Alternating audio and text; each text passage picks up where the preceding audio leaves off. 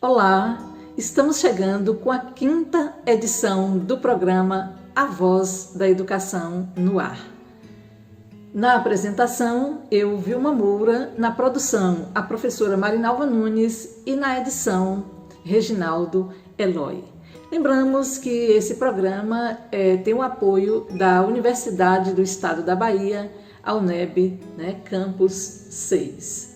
Agradecemos também aqui, além dos desses colaboradores, agradecemos as TVs que são parceiras, a TV Latinha, a TV Beija-Flor e a TV Guanambi. Lembramos que a programação A Voz da Educação no Ar está também nas emissoras de rádio. E chegamos até você cientes de que este momento é o momento de fortalecermos o diálogo democrático.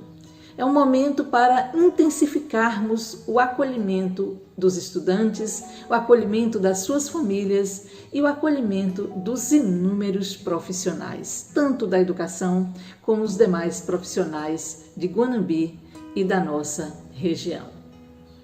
O nosso programa aborda, nesta 5ª edição, um tema que diz respeito a milhares de estudantes, a milhares, enfim, de pessoas, de cidadãos brasileiros que tiveram o seu direito à escolarização negado em meio às diversas faces de uma história que, na verdade, está marcada e foi marcada pelas desigualdades, pela exclusão social e, lamentavelmente, pela exclusão, em alguns casos, da própria escola.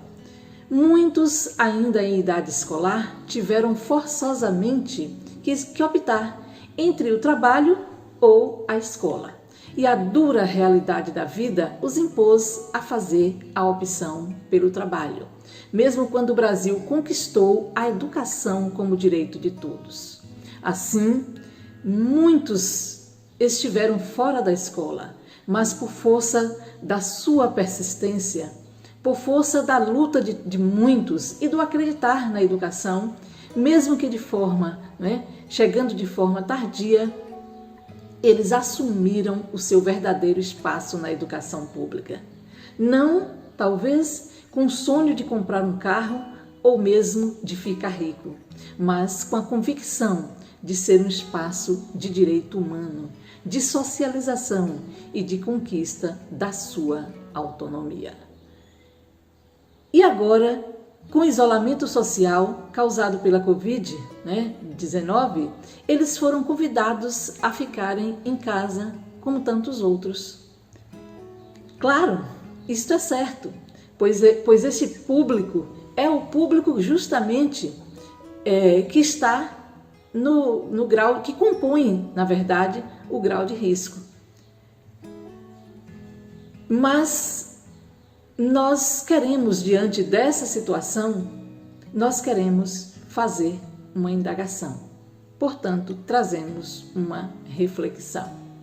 Diante de tanta exclusão já vivenciada e diante das limitações que foram impostas ao longo das suas vidas, a educação deve aprofundar este quadro de exclusão com a escolarização à distância ou escolarização remota, quando as oportunidades para isso não foram garantidas pelo Estado, de igual forma? Dessa maneira, nesta programação, nós trazemos reflexões de profissionais, estudiosos que investigam a EJA, que estão no dia a dia lidando com esses estudantes, que conhecem, na verdade, os desafios, que conhecem as dificuldades de cada estudante dessa modalidade.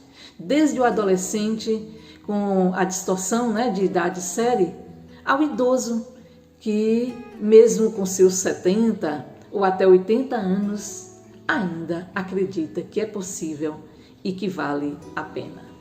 reconhecendo estes estudantes como os verdadeiros conhecedores da sua história. Está participando conosco a estudante da Educação de Jovens e Adultos, trazendo as suas impressões e os seus sentimentos. A estudante da Escola Maria Regina Freitas, a Janete Ferreira dos Santos, ela nos fala do seu lindo sonho a partir da educação e afirma, abre aspas, aprender na escola é melhor. É necessário o professor. Fecha aspas. Meu nome é Janete Ferreira dos Santos, tenho 42 anos, estudo na Escola Maria Regina Freitas.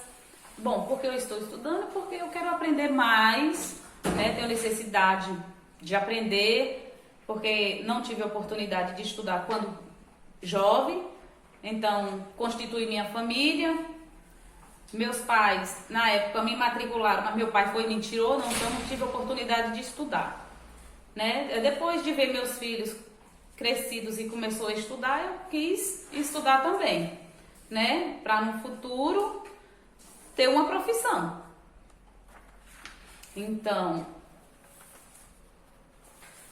o que eu espero da educação é me formar, né? Estou estudando para terminar meu curso aqui, né? Que eu ainda estou no ensino fundamental, descer para outra escola, começar a estudar lá, terminar, me formar e entrar para uma faculdade, que é para daí eu estudar advocacia, né? Que eu quero ser uma defensora pública, porque há muita injustiça nesse país e às vezes tem pessoas que necessitam de um defensor e não tem condições de pagar, né?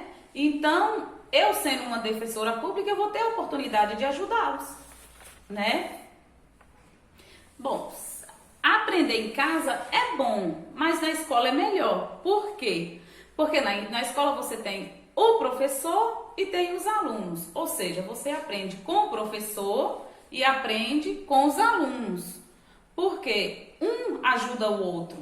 Porque em casa é o seguinte, você aprende, mas não é como na escola. Porque às vezes você tem as dúvidas. E como você vai perguntar quando você tiver dúvida? A quem? A internet ajuda, mas não é tudo.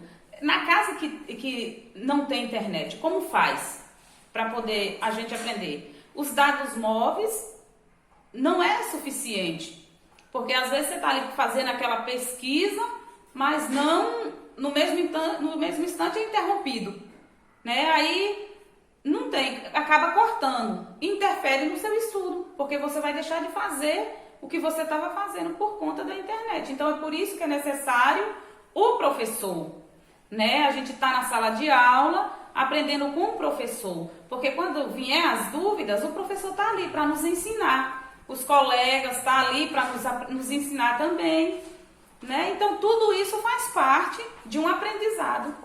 É necessário que o professor esteja na escola junto com os alunos. A Janete nos trouxe importantes indagações que precisam, na verdade, ser consideradas pelos responsáveis em garantir uma educação de qualidade.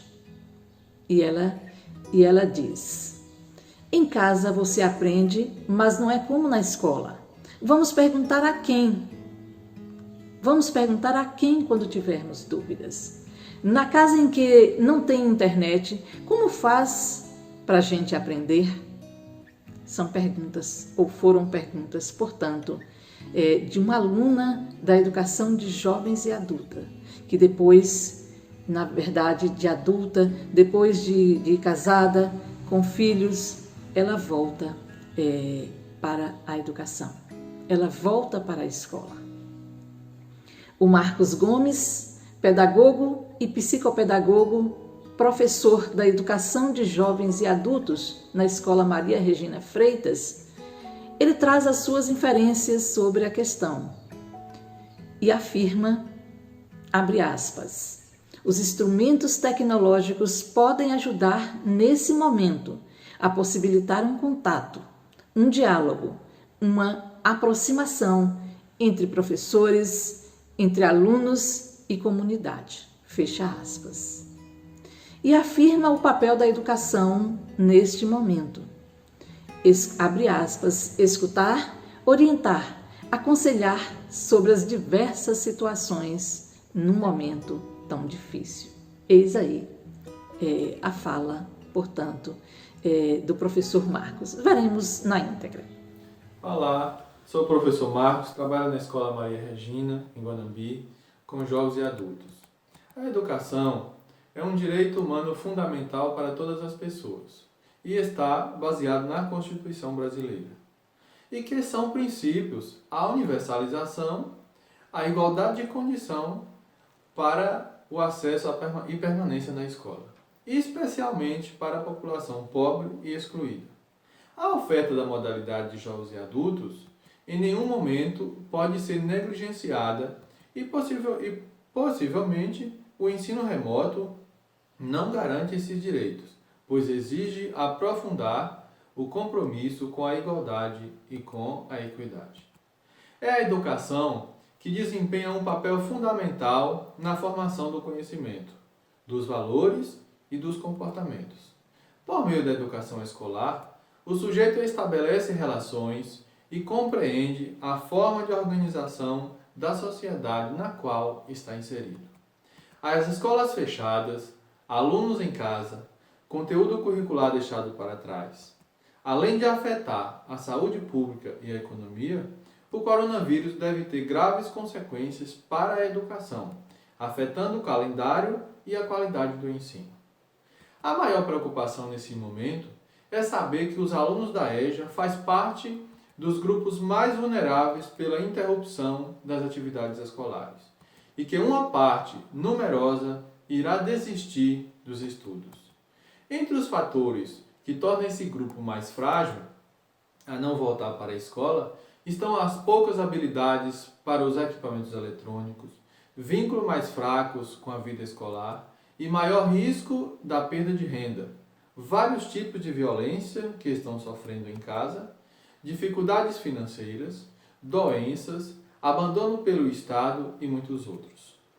Fazer o ensino por meio remoto é uma possibilidade, mas esse meio não produzirá bons resultados, pois só vai acentuar as desigualdades e a exclusão. O uso da internet nesse período para promover atividades de ensino é útil. É útil para manter os alunos vinculados ao ambiente escolar e ativos, mas não deve ser regra substituir a presença dos estudantes na sala de aula pelo ensino remoto. Tem o risco de acentuar também as desigualdades entre os estudantes e esbarrar na falta de preparo tanto dos estudantes quanto dos professores. É ingênuo achar que se os alunos não aprendem na modalidade presencial, vão aprender à distância, sem banda larga, sem um responsável que possa acompanhá-lo e sem autonomia para dar conta desse tipo de ensino. Atender com qualidade a EJA tem a ver com o espaço escolar, o acesso ao professor, ser reconhecido como alguém que tem possibilidade de aprendizagem, que é um sujeito de conhecimento. E isso acontece quando acessa o espaço da escola. Isso tem a ver com a aprendizagem mediada, compartilhada, presencial, de uma pessoa mais experiente, no caso o professor, que é quem ajuda os alunos. O que os instrumentos tecnológicos podem nos ajudar neste momento é no sentido de possibilitar um contato, um diálogo, uma aproximação entre professores, alunos e comunidade, para dar as mãos e discutir os problemas e soluções no mundo e na educação pós-pandemia. Essas ações feitas no sentido formal poderá revitalizar os vínculos professor-aluno, escola-aluno, educação-comunidade e produzir frutos quando voltarmos. Agora, o esforço deve ser no sentido de escutar, orientar, aconselhar sobre diversas situações num momento tão difícil. Mas não podemos pensar que isso vai substituir a aula presencial, porque para dar conta disso, precisamos primeiro formar na forma presencial para depois construir alternativas não presenciais. Precisamos ter esperança que tudo isso vai passar logo e que estamos de volta em pouco tempo para uma sala de aula, para as escolas e que a vida vai continuar normal. Externando a sua contribuição, a professora Sônia Oliveira, ela que é doutora em educação, pesquisadora da educação de jovens e adultos, e que ela faz justamente essa relação constantemente da educação superior com a educação básica, ela fala sobre a decisão do CNE, do Conselho Nacional de Educação, no que se refere às atividades à distância ou em caráter remoto, afirmando, abre aspas, a decisão do Conselho Nacional de Educação é uma medida impensável no que se refere à educação de jovens e adultos, fecha aspas.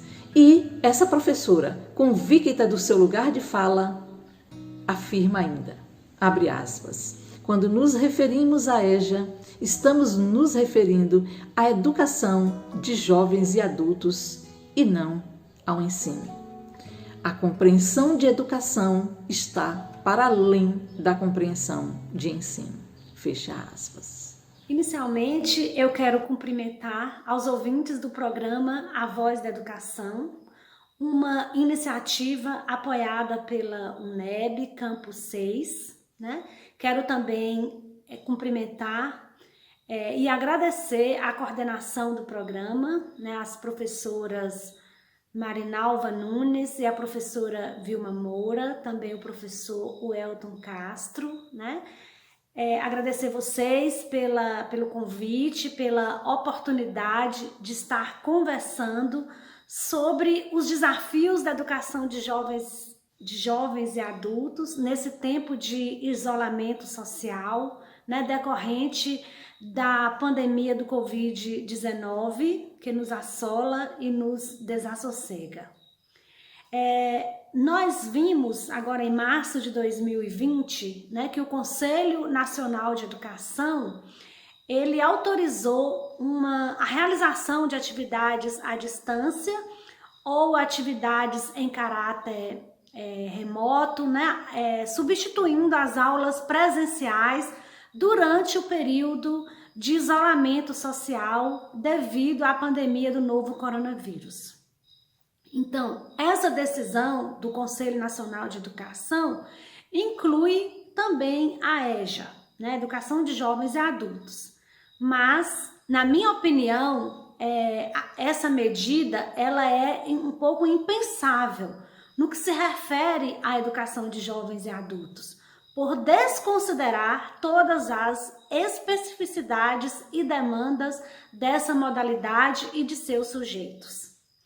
Então, a EAD, ou o ensino remoto, ou o ensino com mediação tecnológica, seria bem-vindo à educação de jovens e adultos como mais uma possibilidade metodológica em um processo de articulação de saberes que inclui as múltiplas linguagens, os multiletramentos e o acesso às novas tecnologias, aos novos saberes, né? Mas, infelizmente, nós não conseguimos discutir um modelo de educação à distância, né? De ensino à distância, que dê conta das demais modalidades de ensino, né? E também da educação básica como um todo. Imagine no que se refere às demandas da educação de jovens e adultos. Então, as demandas da educação de jovens e adultos são diversas. É tanto que, quando nós nos referimos à EJA, nós estamos referindo à educação de jovens e adultos, não ao ensino de jovens e adultos. Então, a compreensão de educação está para além da compreensão de ensino. Então, a educação de jovens e adultos requer uma proposta metodológica que envolva a questão do diálogo, da interação, né, desse contato humano entre as pessoas que faz acontecer a aprendizagem. Os estudantes da EJA, eles têm na sua trajetória escolar uma marca muito grande da exclusão educacional. Muitos deles tiveram que lidar desde cedo com o mundo do trabalho, com demandas de ordem familiares que os impediram de ter um processo de escolarização linear. Então, na condição de gestores, na condição de pesquisadores, de educadores, nós precisamos constantemente estar mobilizando esses sujeitos para que eles reconheçam o direito que eles têm de acessar a escola, de permanecer nela e de aprender em qualquer momento da vida, porque a educação para os jovens e adultos acontece ao longo da vida. Não existe uma idade certa para aprender. A idade certa, a idade viável, ideal, é aquela que o sujeito tem condições, né, para poder usufruir desse direito, né, que está garantido na Constituição, no artigo 205, 206, 207 e 208, a todos os cidadãos brasileiros que necessitem, que requerer, né, desse bem, né, que pertence a todos nós. Eu gostaria de destacar que nesse tempo de pandemia, a educação de jovens e adultos, ela sofre muito e de diversas maneiras. Primeiro, porque o sujeito da EJA, ele sente necessidade de ter o professor como o mediador desse processo de ensino e de aprendizagem. Ele precisa de alguém com que ele possa dialogar, que ele possa discutir, que ele possa tirar as dúvidas. Então, quando esse sujeito tem acesso a esse espaço, que é o espaço escolar, de repente ele é surpreendido com a pandemia, com o Covid-19, como todos nós, né, fomos. E aí ele se depara com uma necessidade de realizar atividades de forma remota, mediada por tecnologias ou via EAD.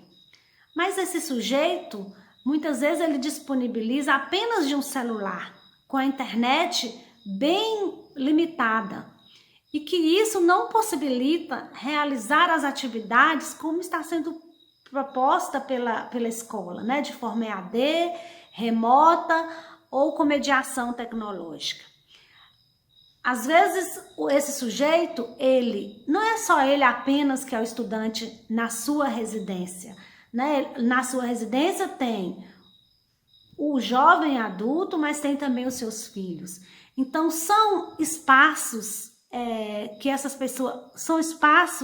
pessoas vivem e dividem, muitas vezes inapropriados para que as atividades escolares aconteçam.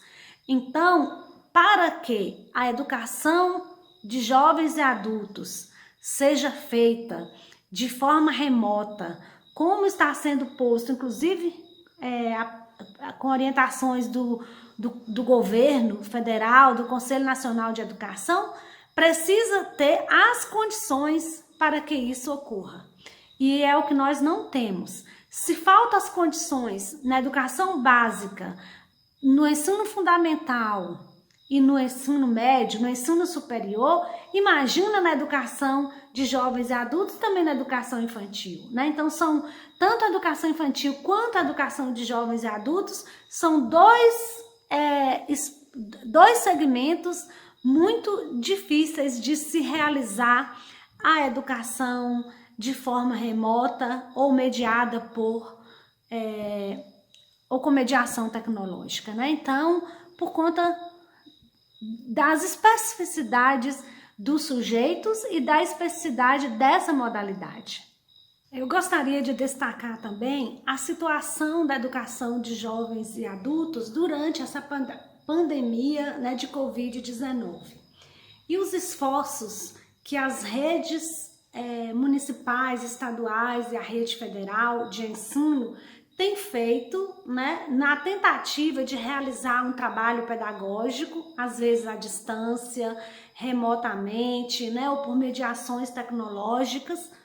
Porém, sabemos que não é fácil. Não é porque o professor ele não sabe fazer esse trabalho. Não, o professor está se desdobrando, está aprendendo também a lidar com essas novas demandas, né, desse tempo de pandemia. Mas o que nós precisamos levar em consideração são as condições dos estudantes da EJA. Muitos desses estudantes, eles não têm acesso à internet, banda larga, muitos não têm acesso ao computador, às vezes possuem um único celular, né, que esse celular funciona com os planos, né, das operadoras, que são os planos pré-pagos, mas que tem uma internet bastante frágil, né, que não dá conta de resolver as atividades que são encaminhadas para a escola. Além disso, os sujeitos da EJA têm muitas outras demandas, que são as demandas do mundo do trabalho. E que nesse momento, principalmente os que vivem da informalidade, estão com rotinas bem conturbadas.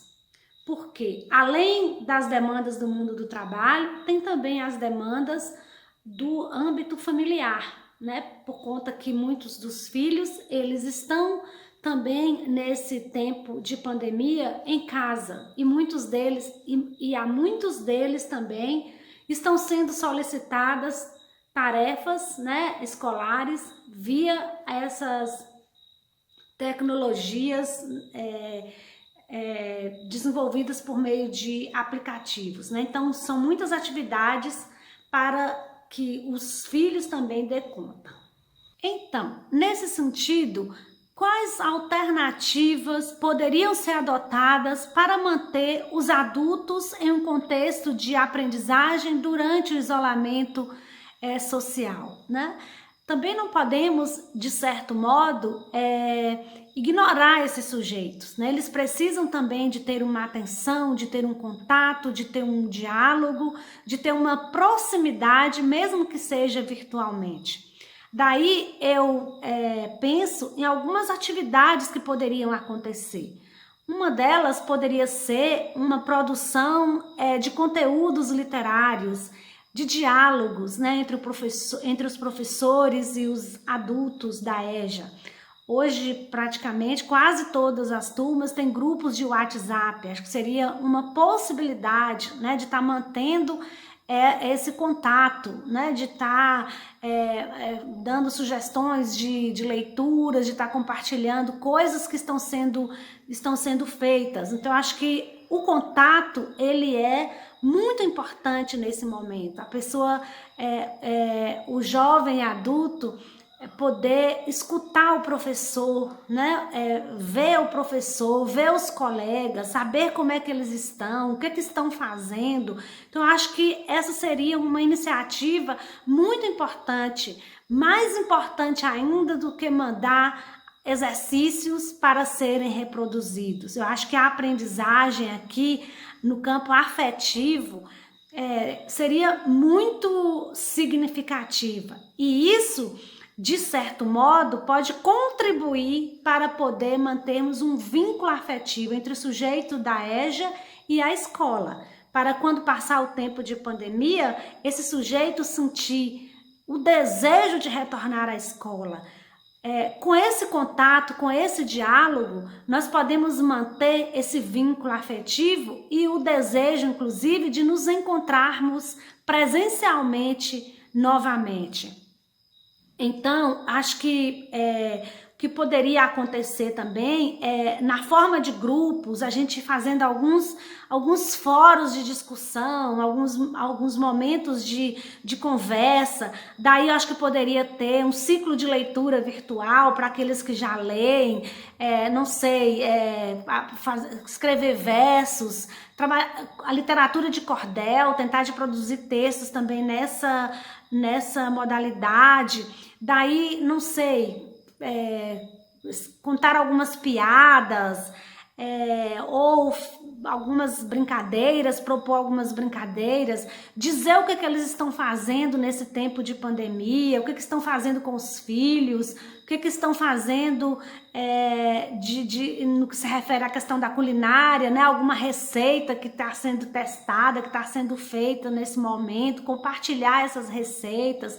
Então, criar, né, um clima de diálogo, de discussão, de conversa, de interação. Então, isso é muito importante, né, para manter as pessoas ligadas, interligadas afetivamente umas com as outras e principalmente manter viva nesses sujeitos o desejo de retornar à escola, né? Então, assim, para que elas sintam falta do espaço escolar, dos tempos escolares, do professor, dos colegas, ou seja, do clima escolar, né? Da dinâmica da escola, da dinâmica presencial da escola. Então, eu acredito que seria muito importante a gente pensar, né, nessas estratégias, nessas alternativas, que para mim, né, elas são muito mais importantes do que as atividades que só fazem reproduzir nesse momento. Então, eu tenho visto, inclusive, depoimentos de pessoas jovens e adultas em processo de escolarização, falando da satisfação que é ouvir notícias, né, por parte do professor nas redes sociais. Então, de estar compartilhando fotografias, vídeos, conversas.